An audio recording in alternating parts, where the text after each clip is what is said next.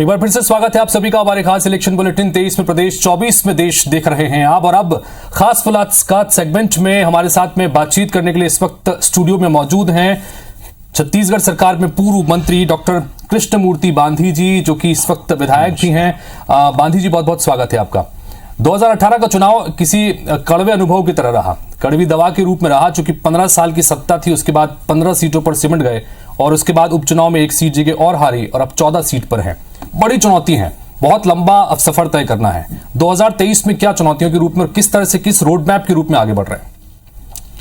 देखिए, निश्चित तौर पर 2013 का जो इलेक्शन था, 2018 का जो इलेक्शंस था, वैसा छत्तीसगढ़ में अपेक्षित रिजल्ट नहीं रहा है। उसके कई कारण हैं।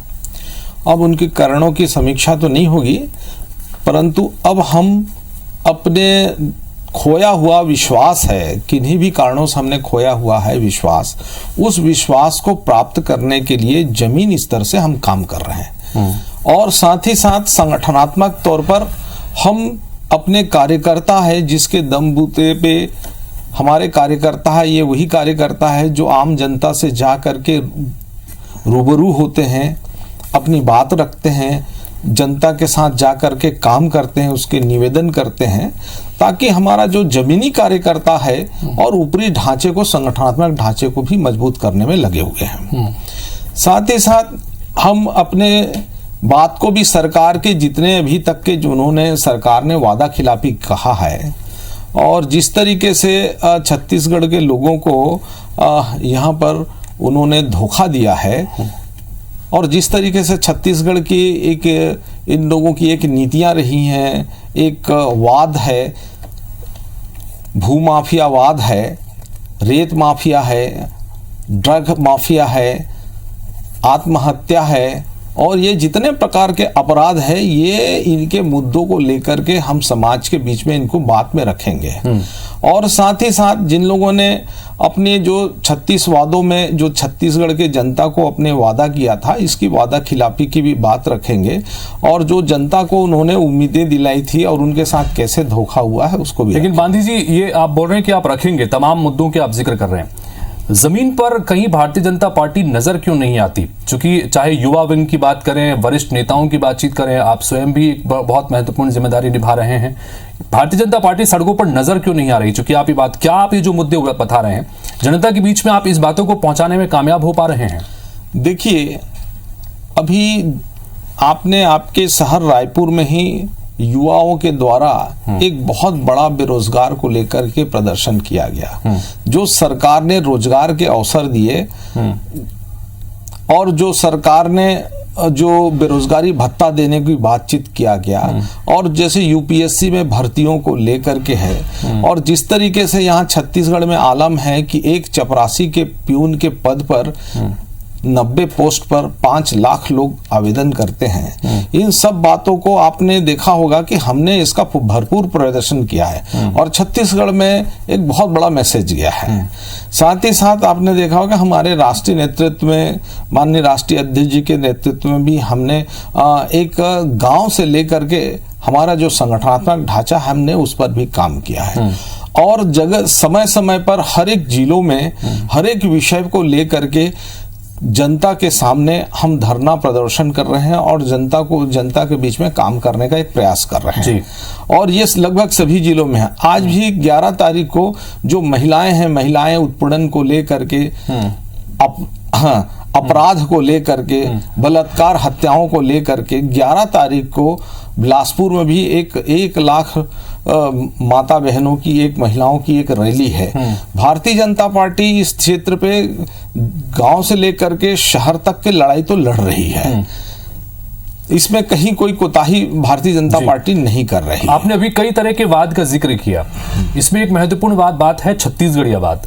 कहीं ना कहीं इस सरकार ने छत्तीसगढ़िया सेंटिमेंट्स, छत्तीसगढ़िया अस्मिता को भी आगे लाने की काम किया है, जिसकी वजह से कहीं ना कहीं लोकप्रियता बढ़ी है। आप इसको कितनी बड़ी चुनौती मानते हैं जो छवि भूपेश बघेल की बनी है इस पूरे प्रदेश में 4 साल के दौरान, इसको किस तरह से देखते हैं? देखिए, छत्तीसगढ़िया वाद जो माननीय भूपेश बघेल जी चला रहे हैं, एक छत्तीसगढ़ के लोगों को भोंदने का काम है, उनको धोखा देने का काम है। क्योंकि जब जब छत्तीसगढ़ की अस्मिता की बातचीत आती है तो छत्तीसगढ़ को बोरेबासी का, गिल्ली डंडा भौरा की बात को, पाठ को पढ़ा के उनको संतुष्ट करने की कोशिश करता है। जब छत्तीसगढ़ को राजनीतिक अधिकारों की बात आती है तो वो दूसरे राज्य के लोगों को यहाँ पे राजनीतिक अधिकार दे करके छत्तीसगढ़ के लोगों के साथ छलावा करती है। लगभग आपने देखा होगा कि ये जो 20,000 माताएं बहनें रेडी टू ईट चलाती थी, जिसका 1,000 करोड़ का बिजनेस था जो छत्तीसगढ़ के लोगों के हाथ में था, इसको छीन करके दूसरे राज्यों के लोगों को दे देने, कैसा छत्तीसगढ़ियावाद है। भ्रष्टाचार बढ़ गया है, एक ऐसा छत्तीसगढ़ियावाद है। अभी इन लोगों ने, आपने देखा होगा ये गिल्ली डंडा भौरा का छत्तीसगढ़ का खेल खिला रहे हैं। तो ऐसा खेल क्या छत्तीसगढ़ में जो अपने रोजगार के लिए, जिसमें नौकरी लगे, क्या ऐसा खेल के लिए प्रेरित नहीं कर सकते? ऐसा खेल को प्रोत्साहित नहीं कर सकते जैसे मोदी जी ने किया, अग्निवीर दे करके हम उनको राष्ट्रीय नौकरी देने में, सेनाओं में भर्ती करने के लिए उसको प्रोत्साहित कर रहे हैं। छत्तीसगढ़ियावाद के संदर्भ में हम बात कर रहे हैं तो जो छत्तीसगढ़ महतारी की एक प्रतिमा का अनावरण हुआ, इस पर नितिन नवीन जी हैं, आपके ही पार्टी के सह प्रभारी हैं, वो ये कहते हैं कि हम छत्तीसगढ़ियावाद की बात नहीं करते, हम तो भारतीयवाद की बात करते हैं।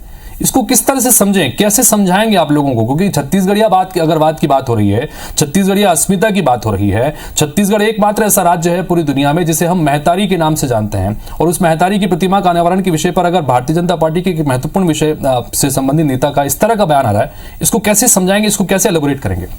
देखिए, छत्तीसगढ़ियावाद और राष्ट्रीयवाद दो अलग अलग चीज है। हम राष्ट्र के अंदर हैं, ये देश हमारा राष्ट्र है और छत्तीसगढ़ के लोग उसी राष्ट्र में समाहित है। और छत्तीसगढ़िया जो वाद है हमारा, ये अपना छत्तीसगढ़ का है। अब देख लीजिए, हर एक राज्य का अपना अपना भाषा शैली होता है, हर एक राज्य का अपना एक पढ़ने का एक भाषा होता है। हमने छत्तीसगढ़ में बोला छत्तीसगढ़ राजभाषा को एक पाठ्यक्रम में शामिल किया जाए, छत्तीसगढ़िया को पाठ्यक्रम में शामिल किया जाए, तो इसे क्यों नहीं शामिल करते?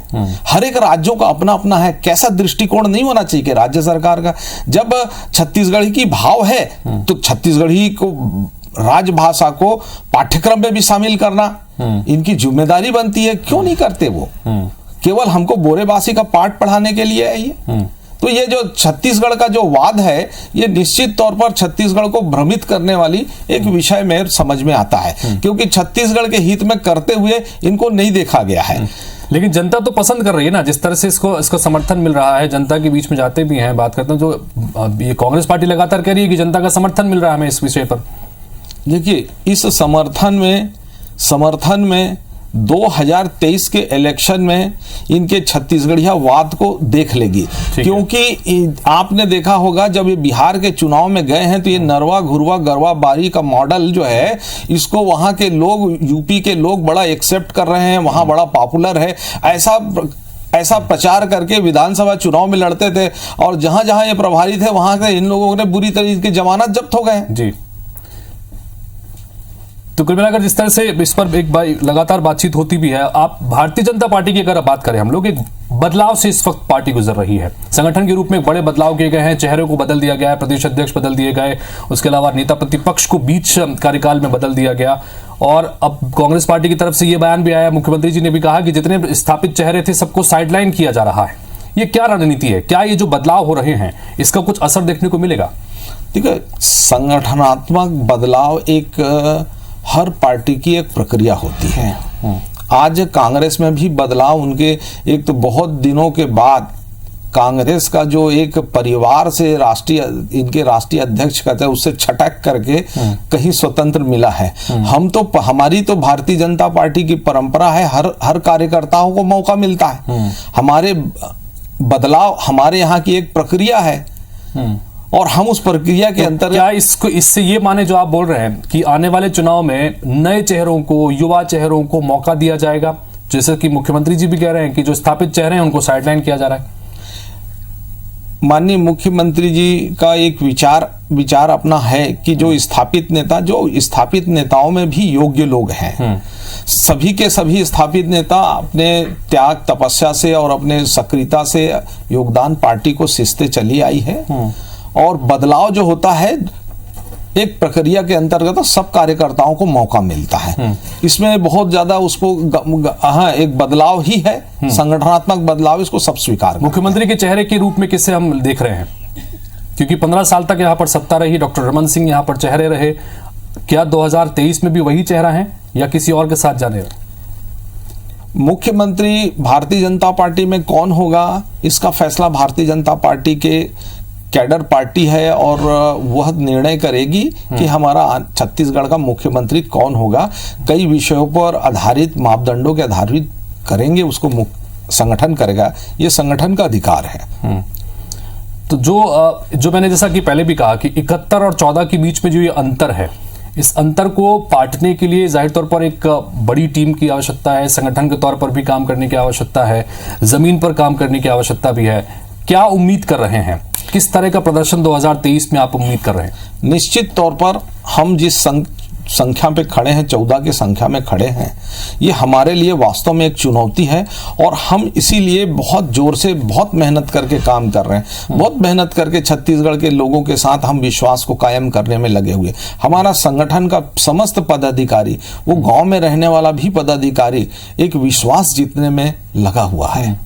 हम फिर से काम करेंगे और कांग्रेस के करतूत है, कांग्रेस की वादा खिलाफी है, कांग्रेस की जो अपेक्षाएं थी जनता से जो किए थे, वो सब बातों को हमारा कार्यकर्ता गांव में भी रखेगा। राहुल गांधी जिस तरह से पदयात्रा निकाल रहे हैं उस पर क्या कहेंगे? कांग्रेस पार्टी कह रही है कि जिस तरह का पदयात्रा निकाल रहे हैं, जो समर्थन उन्हें मिल रहा है, भारतीय जनता पार्टी में कहीं ना कहीं डर है पूरे देश के संदर्भ में अगर आपसे बात करें तो।